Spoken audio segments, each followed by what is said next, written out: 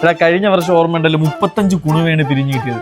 ഈ വർഷം കുറഞ്ഞത് 1000 രൂപയെങ്കിലും ഉണ്ടാക്കണം. അണ്ണാ ചെറിയൊരു പ്രശ്നമുണ്ട്. ഇത് ഈ ചരുവത്തിന്റെ കോലെടുക്കാൻ മറന്നു. നിങ്ങൾ രണ്ടെണ്ണം ഉണ്ടല്ലോ, ഒരെണ്ണം തരൂ. ഇപ്പൊ ഇറങ്ങിയ വീട്ടിൽ നിന്ന് ഒരു 10ന്റെ കീറിയ നോട്ടാണ് തന്നത്. നിന്റെയൊക്കെ പെർഫോമൻസ് ഭയങ്കര മോശമാണ്. എന്നാൽ ചിതകോളി ശ്രീമാറിന്റെ വീട്ടിൽ നമ്മൾ പൊളിക്കുവാണ. ഇങ്ങേരുടെ ഒരു മെരിപ്പിന് ഒരിക്കല് ഇങ്ങനെ നാളെ വരാനാണ് പറഞ്ഞത്. അതാ പിന്നെ അപ്പുറത്തെ വീട്ടിൽ കയറാം. ബാ. എന്ത് എടാ നീയല്ലേ പറഞ്ഞ ശ്രീകുമാറിന്റെ വീട്ടിൽ ആരും ഇല്ലെന്ന്? ആര്? ശ്രീകുമാരൻ പറഞ്ഞിരുന്നു പൈമാര് കരോള് വരുമെന്ന്.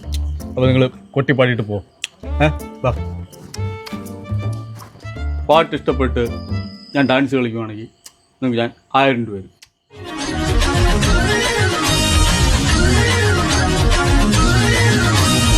അങ്ങ് ദൂരെ ജെറുസലേമിൽ ഉണ്ണി യേശു പിറന്ന നാള് ഇന്ന് നമ്മൾ ആഘോഷിക്കുന്നു.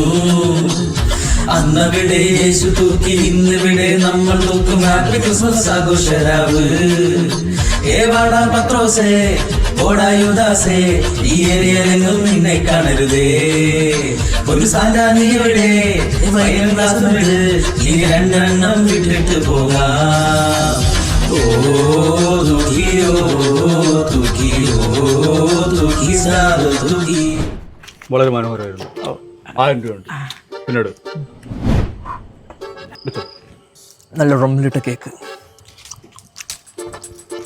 എൻ്റെ വീട്ടിൽ നാളെ കരോളിന് വന്നാൽ മതി. ഇന്നൊരു മരിപ്പുണ്ടായിരുന്നു. ശ്രീമാരേട്ടൻ നിങ്ങളുടെ വീട്ടിൽ ഇപ്പൊ കരോള് കഴിഞ്ഞേ ഉള്ളൂ. കേക്കും കിട്ടി 1000 രൂപയും തന്നു. ആരെന്നറിഞ്ഞൂടാ, നമ്മളൊരു സെൽഫി എടുത്തിട്ടുണ്ട്. സെൽഫിയാ?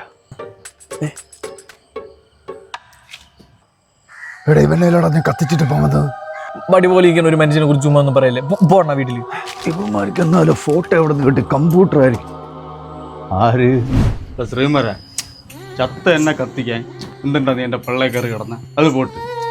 ഏത് വകയിലടാ ഞാൻ നിന്റെ ബന്ധുവായത്? ആ ശ്രീകുമാരെ ചോദിക്കട്ടെ. അയ്യോ